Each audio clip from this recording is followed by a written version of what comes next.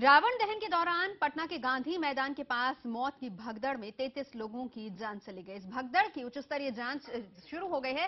पहली नजर में इस हादसे के लिए प्रशासनिक लापरवाही को ही जिम्मेदार बताया जा रहा है, लेकिन हादसे के बाद से अब तक सरकार का जो नजरिया सामने आया है वो भी काफी हैरान करने वाला है। आखिर कौन है बेशुमार दर्द का गुनहगार, देखिए ये रिपोर्ट।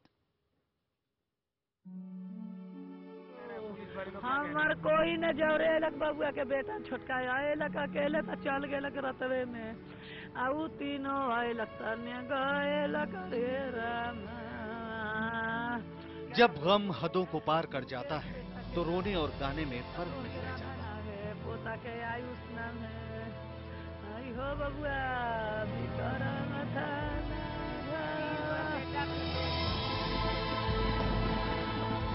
पटना में गांधी मैदान में रावण दहन के वक्त जब चिंगारी के बाद लपटें उठी तो अंधेरा और उजाला गले मिलने लगे, लेकिन स्याह रात में उजाला क्षणिक निकला। बिजली के तार गिरे होने की अफवाह करंट की तरह बही और अफरा तफरी की शक्ल में फैल गई। अब कोई अपने कलेजे के टुकड़े को ढूंढ रहा है, कोई बेटी को, कोई भाई को तो कोई नाती पोते को। जक्कनपुर से आई थी, माँ के साथ थी। रावण दहन देखने के लिए? हाँ, रावण दहन देखने के लिए और किसके लिए लोग वहाँ जुटा हुआ था और कौन मजमा वहाँ था। मेरा लिस्ट देख लीजिए, सब देखा, कुछ पता था नहीं, पता नहीं। इमरजेंसी में क्या बताया गया? अधिकारी लोग क्या बोल रहे हैं? वहाँ तो बोले कि जाइए अंदर देखिए। अंदर गए, ऊपर 50-60 लोग हैं, उसमें मेरा भाई नहीं है। इस भागती जिप्सी से हादसे की भयावहता का अंदाजा लगाया जा सकता है। ये जिप्सी हादसे की चपेट में आने वालों के जूते चप्पलों से भरी है। हालांकि मौकाए वारदात से भी मौत के उस मंजर की गवाही अच्छी तरह मिलती है। रात तो अपनों की तलाश, संशय और अंदेशों के बीच कट गई। इस दौरान कभी गुस्सा जोर मारता तो कभी बेबसी। दिन हुआ तो सरकार और प्रशासन का चेहरा साफ साफ नजर आने लगा। मुख्यमंत्री के कार्यक्रम के लिए रास्ते पर लगाए गए बैरिकेडिंग हटने लगी और अपनों को खोने से उपजने वाले गुस्से पर पुलिस का डंडा चलने लगा। हद तो तब हो गई जब गुस्से का इजहार करने वालों के सामने पुलिस ने अपनी औकात दिखाई और पीड़ितों को खाकी की बदतमीजी, धक्का मुक्का और हिरासत गिरफ्तारी का सामना करना पड़ा। लोग बेबस, करें तो क्या करें। इस महिला को देखिए।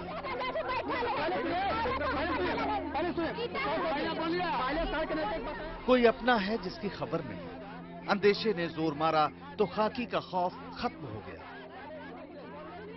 हाथ में ईंट उठाकर चल पड़ी मर्चरी यानी शवगृह का ताला तोड़। हो सकता है कहीं मुर्दों के बीच ही बेटे की झलक मिल जाए। महिला पुलिस ने इसके दर्द को समझा और सख्ती से परहेज किया। इसके बाद लोगों के उबल रहे गुस्से को थामने के लिए एक पुलिसकर्मी को ही शवगृह के ताले को ईंट की मदद से तोड़ने को मजबूर होना पड़ा। अब सवाल उठता है, यह हादसा क्यों हुआ? दशहरा अंधेरे पर उजाले की जीत का उत्सव है, लेकिन जब लाखों लोग रावण दहन के बाद निकले तो आसपास अंधेरा था, यानी बत्ती गुल। इससे पहले मुख्यमंत्री जीतन राम मांझी आए, उनके लिए फूल आए, उनके लिए प्रशासन बिछ गया। कलेक्टर साहब अपनी बेटी के जन्मदिन का केक काटने का वक्त आगे खिसका कर आए। एसपी साहब आए, मंत्री आए, संतरी आए, उन्हें फूल दिए गए। कालीन की तरह अफसर बिछ गए, रावण जल गया।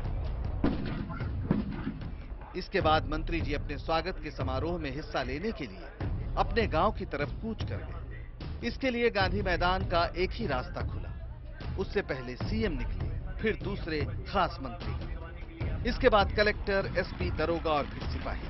सब चले गए, सब अपनी जिम्मेदारी भूल गए। कलेक्टर साहब को याद रहा तो बेटी का जन्मदिन। सच्चाई है कि मेरे बेटे का बर्थडे था कल, और कल मैं वहाँ पे जा भी नहीं पाया। मैं कभी गया ही नहीं, कोई भी अधिकारी भी वहाँ नहीं। सब लोग जो guest, my wife manage the entire show, और लगभग वो नहीं के बराबर इवेंट हुआ। जैसे ही मेरे को पता चला 6:45 बजे के आसपास, उसी समय आई रश टू गांधी मैदान। सवाल कई खड़े होते हैं। आम लोगों के गांधी मैदान से निकलने के लिए सभी रास्ते क्यों नहीं खोले गए? मुख्यमंत्री के जाने के बाद पुलिस और प्रशासन कहां था? हादसे की जानकारी मिलते ही मुख्यमंत्री मौके पर क्यों नहीं पहुंचे? मांझी सरकार के मंत्री रात भर क्यों गायब रहे? पीएमसीएच की बदइंतजामी के लिए कौन जिम्मेदार है? क्या दशहरे पर पटना में रावण का दहन हुआ या फिर बिहार सरकार का? कुछ सवाल बेहद तल्ख हो सकते हैं, लेकिन हादसे के बाद ये सवाल तो खड़े होते ही हैं। चंद्रमोहन कुमार, पटना, IBN 7। जाहिर सी बात है कि ये तमाम सवाल खड़े हो रहे हैं और इनका जवाब मिलना बेहद जरूरी है। जवाब जानने की कोशिश करेंगे आज मुद्दा में। और पटना में रावण दहन के दौरान मची भगदड़ के चलते 33 लोगों को अपनी जान गंवानी पड़ी। हादसे में 29 लोग जख्मी हो गए, जिसके बाद प्रशासन के इंतजाम पर ही सवाल खड़े हो रहे हैं। तो चर्चा हम करेंगे। परिचय में करा देती हूँ, हमारे साथ स्टूडियो में जुड़ रहे हैं कांग्रेस की तरफ से नेता चंदन यादव, दिल्ली से एनसीपी सांसद तारिक अनवर हमारे साथ हैं, आरजेडी नेता मनोज झा हमारे साथ हैं, इसके अलावा पटना से जेडीयू नेता अजय आलोक हमारे साथ हैं और कुछ ही क्षणों में हमारे साथ जुड़ेंगे बीजेपी सांसद रामकृपाल यादव भी। सबसे पहले मैं अजय आलोक जी आप ही से जानना चाहूंगी, कौन है जिम्मेदार? देखिए, सबसे पहले तो मैं ये कहना चाहूंगा कि कल जो घटना घटी वो एक बहुत दुखद घटना थी। हमारी पूरी संवेदना उसके साथ, क्योंकि सारी जनता वहां पर रावण दहन देखने आई थी। लोगों में एक उमंग था और देखते ही देखते ये उमंग बिल्कुल उदासी में बदल गया।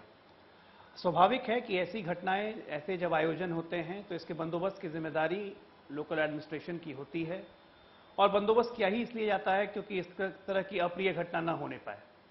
इसके बावजूद ये घटना हो गई। Some things are beyond human control.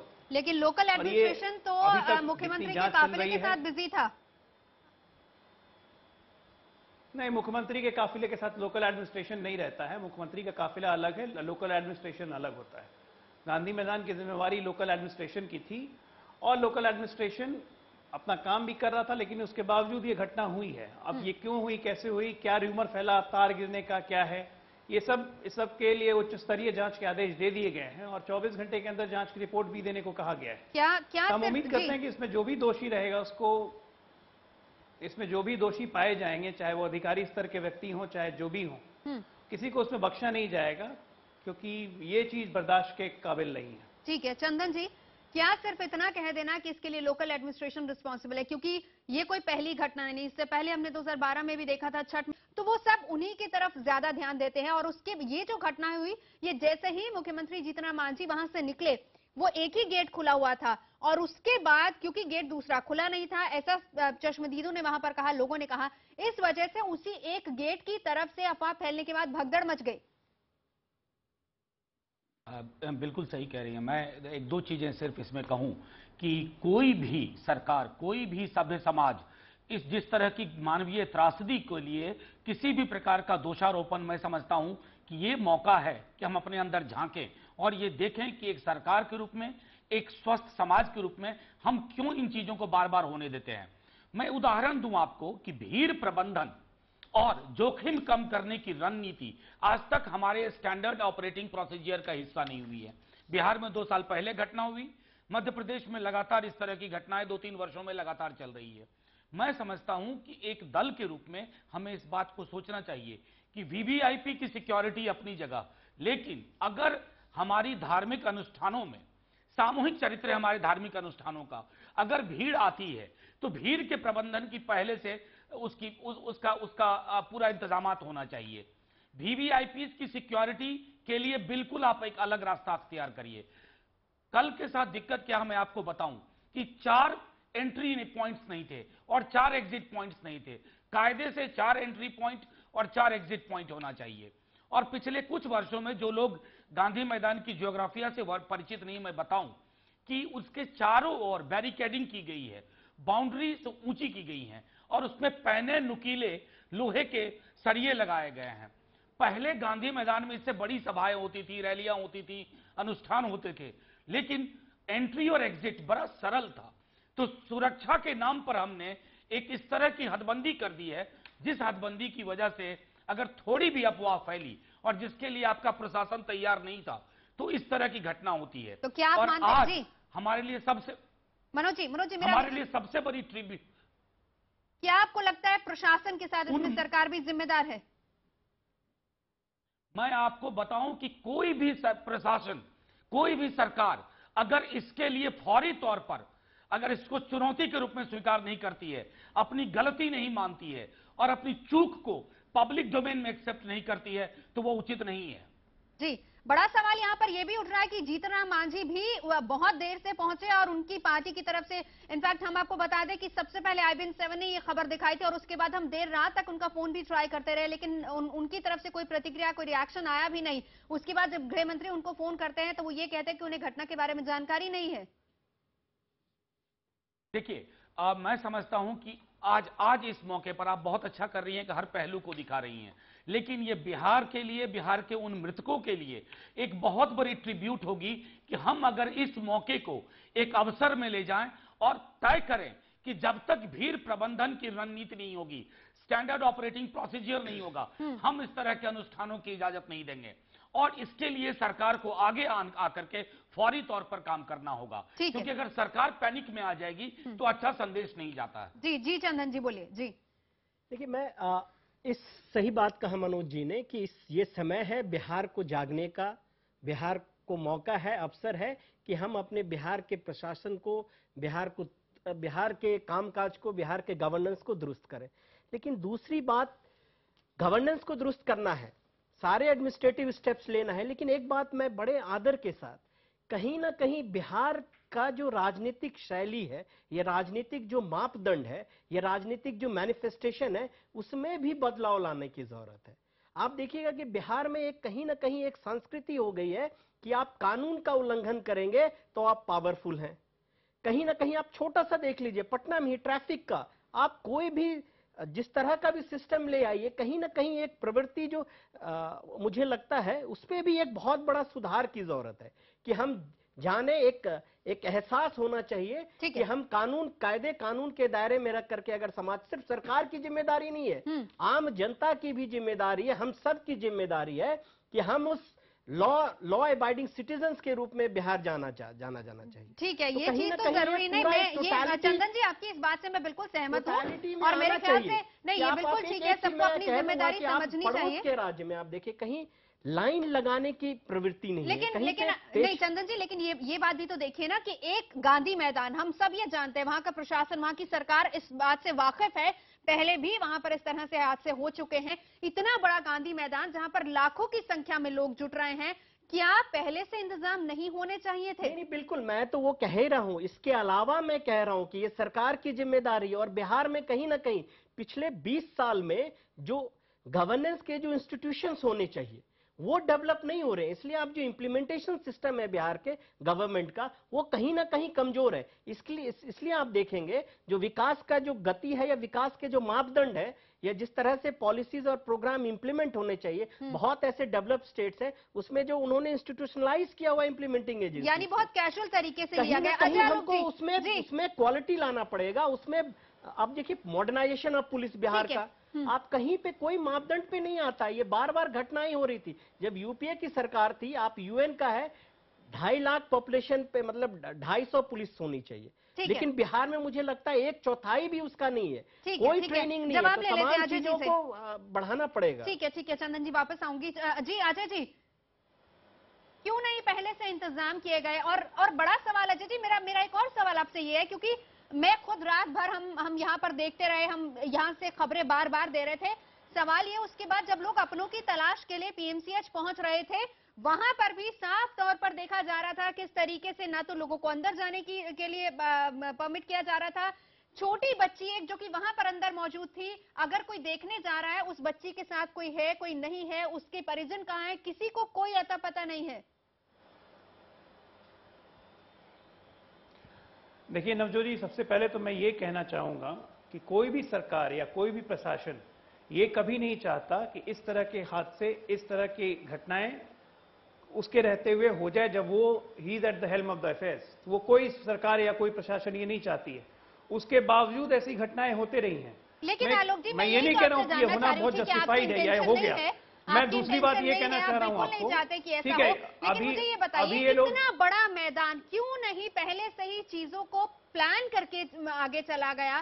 क्यों नहीं बाकी के गेट खोले गए? आपको पता था कि देखिए, इतनी बड़ी संख्या में लोग वहां पर घटनाएं आएंगे।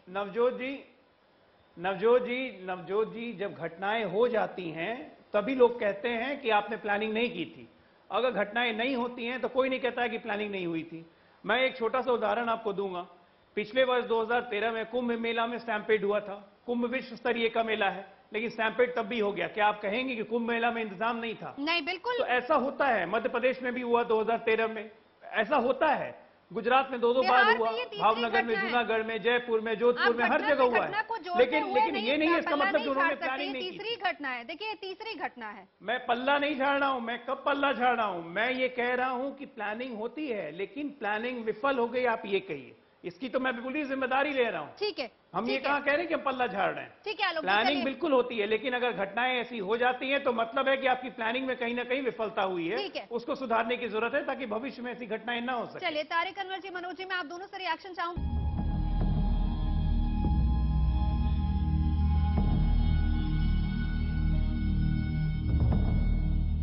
और इस दर्द का गुनहगार कौन है? हम बात कर रहे हैं कल जिस तरीके से पटना के गांधी मैदान में भगदड़ मची और 33 लोगों की मौत हो गई, 100 के करीब लोग घायल हैं पटना मेडिकल कॉलेज अस्पताल में। और वहां पर भी बहुत सारे लोग ऐसे हैं जो कि अपने परिजनों को ढूंढने के लिए पहुंच रहे हैं, क्योंकि उन्हें अपने परिजनों के बारे में पता ही नहीं चल पा रहा और इंतजाम कैसे, उसको लेकर भी सवाल उठ रहा है। और सबसे बड़ा सवाल ये कि आखिर इसका जिम्मेदार कौन है? तमाम खास मेहमान हमारे साथ हैं। मैं मनोज झा जी के पास जाना चाहूंगी। आपने ब्रेक पर जाने से पहले सुना कि आलोक जी क्या कह रहे थे। बड़ा सवाल यहां पर यह भी है कि आपके इंतजाम कैसे? क्या सिर्फ एक ही गेट खुला होना चाहिए था? भाई, जब आपको पता है कि इतनी बड़ी संख्या में लोग वहां पर मौजूद हैं और इतना बड़ा आयोजन हो रहा है, क्यों नहीं बाकी के गेट्स भी पहले से खोलकर रखे गए? और इस तरह से जब लोग आते हैं, कहीं से भी अफवाह फैल सकती है, कुछ भी हो सकता है वहां पर। नवजोत जी, मैं सर्वप्रथम तो ये कहूं कि एक व्यापक समग्र चिंतन के लिए मैं थोड़ी देर के लिए इसको राजनीति के संदर्भ से दूर रखना चाहता हूं, क्योंकि जब हम लोग अभी बात कर रहे और मुझे लग रहा है हैं मनोज तो जी, इसको राम दूर ही गुलाम रखना चौक चाहिए, पर, बिल्कुल। हाँ, राम गुलाम चौक पर एक दल जो है वो श्रद्धांजलि सभा आयोजित कर रहा है और उनकी श्रद्धांजलि सभाओं के निहितार्थ हमने पहले भी देखे हैं कि अंजलि तो किसी के पास जाती नहीं है, लेकिन दिक्कतें और ज्यादा पैदा होती हैं। अभी हमें एक दो चीजें बहुत गंभीरतापूर्वक सोचना होगा। दक्षिण एशिया का कोई भी धर्म, हिंदुइज्म हो, इस्लाम हो, क्रिश्चियनिटी हो, उसका एक सामूहिक चरित्र है जहां लोग अपने भगवान के साथ एक व्यक्तिगत रिश्ता रखते हैं और एक रिश्ता होता है सामूहिकता के अनुभव का। हमारे पुलिस प्रशासन को इस सामूहिकता को की समझ आज तक नहीं आई है। इसलिए अक्सर देखा जाता है कि इस तरह के अनुष्ठानों में आपके पास कोई न तकनीक है न समझ है। मैं समझता हूं एक तो इसको हम इसके लिए फौरी तौर पर कुछ चीजें शुरू करें। दूसरी, पुलिस की पूरी ट्रेनिंग में मैंने कई सारे मैनुअल देखे हैं जिसमें पूरा जब उनको इस तरह की चीजों के लिए ट्रेनिंग दी जाती है तो उसमें एक संवेदनशीलता का भाव होता है। आज तक इतने वर्षों के बावजूद, और इसमें सिर्फ हम इस सरकार की गलती नहीं मान सकते हैं, मैं समझता हूं साल दर साल पूरे देश में हम इस सोच को, इस समझ को विकसित नहीं कर पाए हैं। इसलिए तीसरी चीज जो गांधी मैदान के संदर्भ में मैं बार बार कह रहा हूं कि सुरक्षा के जरिए की वजह से हमने लोहे के पैने लगा दिए तार चारों तरफ। उसकी वजह से क्या हो गया कि भगदड़ में हादसे अक्सर हो जाते हैं इस तरह के। सरकार को गंभीरतापूर्वक सोच करके कि एक जान की कीमत आम आदमी की उतनी ही है जितनी एक बड़े नेता की, एक बड़े अफसर की है। अगर वो सोच विकसित हो जाए हमारी प्रणाली में तो मैं समझता हूं कि ये हादसा संभवतः आखिरी हादसा होगा, न सिर्फ बिहार के लिए बल्कि इस मुल्क के लिए। ठीक है, तारिक अनवर जी, उन लोगों का क्या जो कि अपनों की तलाश में पीएमसीएच के बाहर खड़े इंतजार कर रहे हैं और उस पर भी पुलिस उन पर लाठीचार्ज कर रही है? देखिए, मेरा तो यही मशवरा होगा राज्य सरकार को, इसकी पूरी जिम्मेदारी लेनी चाहिए और गंभीरता से आने वाले समय में ऐसी कोई घटना न घटे उसके लिए प्रयास करना चाहिए। क्योंकि सिर्फ अगर हम उच्च स्तरीय जांच बैठा दें और उस पर लीपापोती कर दें तो उससे कोई मकसद हमारा पूरा नहीं होता है। अगर सही मानों में इस दुर्घटना, दुखद दुर्घटना से अगर हम लोगों को कोई सबक सीखना है, और न सिर्फ बिहार को बल्कि पूरे देश को, कि ऐसे जब भी कोई धार्मिक मेला होता हो, धार्मिक उत्सव होता हो, तो उस मौके पर पूरी तरह से सतर्कता बरतने की जरूरत है। ये बात हम लोगों की समझ में आ जानी चाहिए। और इसमें ये भी मैं कहूँगा कि राजनीति करने का ये समय नहीं है। जो लोग अगर कोई इस तरह की बातें कर रहे हैं जिससे राजनीति की बू आ रही है, तो वो सही नहीं है। और ये तो इस समय अभी सहानुभूति की जरूरत है और आगे के लिए कार्रवाई करने की जरूरत है और सख्ती से कार्रवाई करने की जरूरत है। ठीक है, अजय आलोक जी, मैं आपसे जानना चाहूंगी, देखिए यहाँ पर तो इन्फॉर्मेशन देने की जरूरत थी, ठीक है, वहां पर जो कुछ हुआ सो हुआ।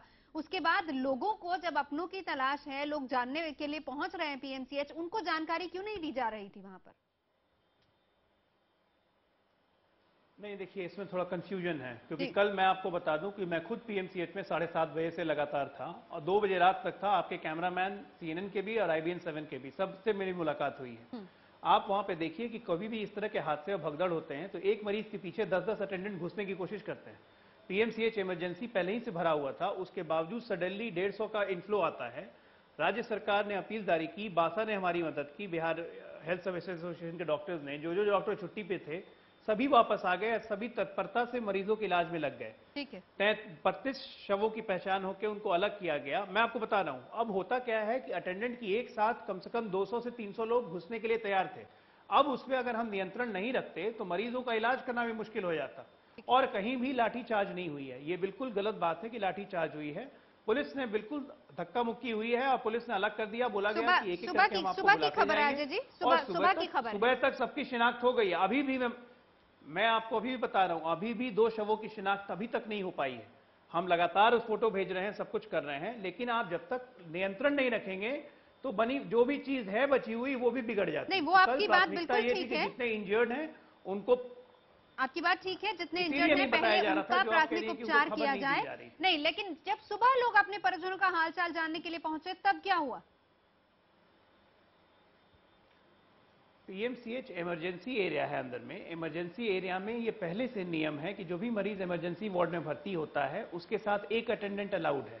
अब स्वाभाविक है कि जिनके साथ ये हादसा हुआ है तो उनके परिजन 5-10 के नंबर में आएंगे ही और सब मिलना चाहेगा।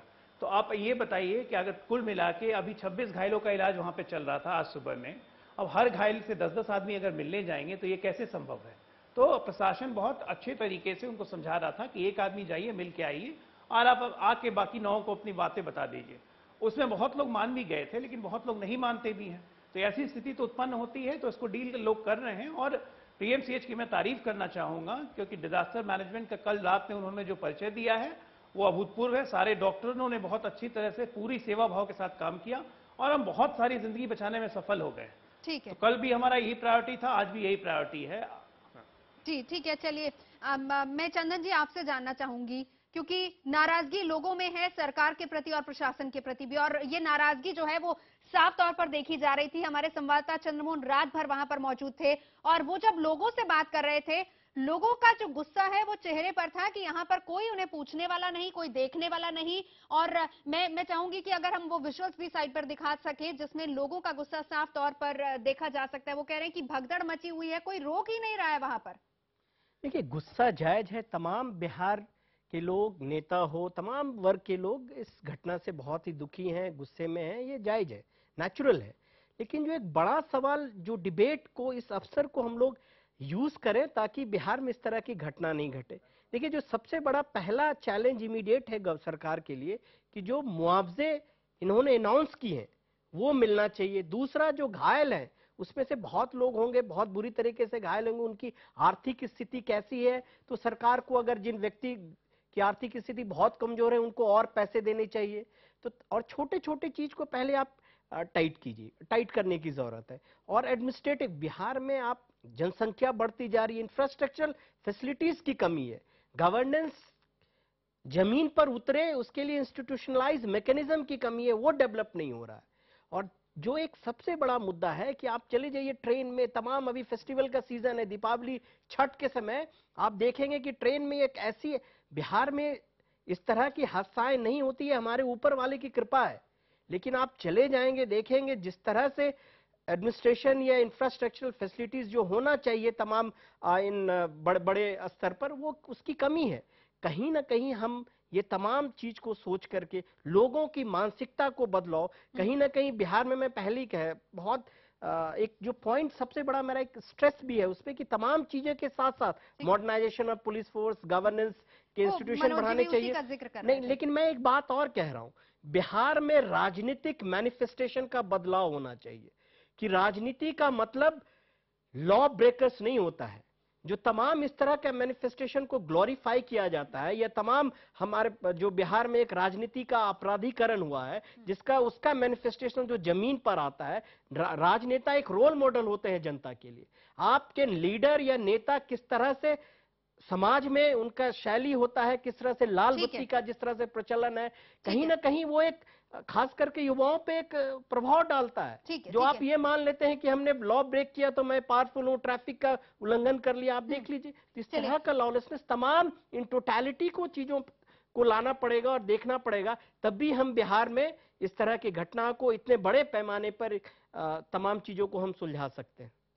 ठीक है अजय आलोक जी, मैं बार बार आपके पास इसलिए आ रही हूँ क्योंकि मैं खुद रात भर यहाँ पर मैं एंकरिंग कर रही थी, मेरे संवाददाता हमारे साथ थे, बार बार लोगों के रिएक्शंस हमारे पास आ रहे थे। उनमें से एक शख्स ऐसे थे जिन्होंने बताया ना तो वहां पर बिजली थी, और उसके बाद जब भगदड़ मची, जब लोग वहां से निकलने की कोशिश कर रहे थे तो अपने मोबाइल की टॉर्च के जरिए वो रोशनी जलाकर वहां से निकल रहे थे। यानी कहीं पर भी लाइट्स वहां पर मौजूद नहीं थी, कोई वहां पर प्रशासनिक अधिकारी या फिर कर्मचारी, कोई पुलिस वाला वहां पर नहीं था जो कि लोगों को कंट्रोल कर पाता, और अगर कोई इक्का दुक्का था भी तो वो खुद अपनी जान बचाने के लिए बाहर की तरफ भाग रहे थे। देखिए नवजोत जी, प्रथम दृष्टया में अगर आप देखेंगी तो राम गुलाम चौक के ठीक सामने एक नया नवनिर्मित पुल बन रहा है, उसके कारण भी वहां पे कंजेस्टेड एरिया बहुत ज्यादा था। लाइट की जहां तक बात है, आज पटना डीएम ने बिल्कुल ये बोला कि वहां पे लाइट, मास्ट लाइट की व्यवस्था का ऑलरेडी प्रपोजल गया हुआ, हम लोग लगाने वाले थे, और वैकल्पिक व्यवस्था लाइट की थी प्रोग्राम के दौरान। और मैं ये बता दूं कि रावण जलने के 45 मिनट के बाद यह हादसा हुआ है, जब तक आधे से ज्यादा लोग निकल चुके थे, उसके बाद यह हादसा हुआ, और लाइट नहीं चले, लाइट बीच में बंद हो गई थी जैसा कि डीएम का कहना है। तो मैं तो ये मानता हूं कि कहीं ना कहीं से प्रशासनिक चूक का ये परिणाम है, उसी के लिए तो ये जांच बैठाई गई है कि ये सब अव्यवस्था फैली, तो ये फैली कैसे, इस अव्यवस्था की जिम्मेदारी किसके ऊपर जाएगी। आज जांच का विषय यही है कि अव्यवस्था हुई तो क्यों हुई और इसके लिए कौन जिम्मेदार है, और जिम्मेदार जो भी लोग होंगे उनको बख्शा नहीं जाएगा। हम तो ये बात कह रहे हैं, लोगों कह रहे हैं कि जिम्मेदारी लेनी चाहिए, हम अपनी जिम्मेदारी से नहीं भाग रहे हैं, ना ही हम उनको भागने देंगे जिनकी जिम्मेदारी होती है।